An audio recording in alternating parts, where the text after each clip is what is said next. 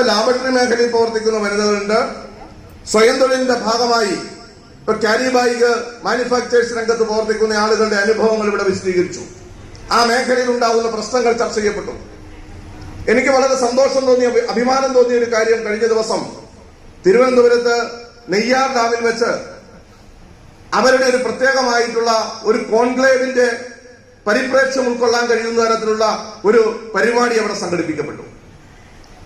അതിൽ ഏതെങ്കിലും തരത്തിലുള്ള ചർച്ചകൾ മാത്രമല്ല, അഭിപ്രായങ്ങൾ മാത്രമല്ല, പ്രസംഗങ്ങൾ മാത്രമല്ല, മറിച്ച് 2 ദിവസം നീണ്ടുനിന്ന നെയ്യാറിലെ ആ ക്യാമ്പിൽ എങ്ങനെയാണ് ആ മേഖലയിൽ പ്രവർത്തിക്കുന്ന ആളുകൾക്ക് പുതിയ സാങ്കേതിക വൈദഗ്ധ്യം കൊടുക്കാൻ കഴിയുക എന്ന ഡെമോൺസ്ട്രേഷനാണ് ആ ക്യാമ്പിൽ സംഘടിപ്പിക്കപ്പെട്ടത്, ക്യാരി ബാഗ് മാനുഫാക്ചേഴ്സ് ഫെഡറേഷന്റെ നേതൃത്വത്തിൽ.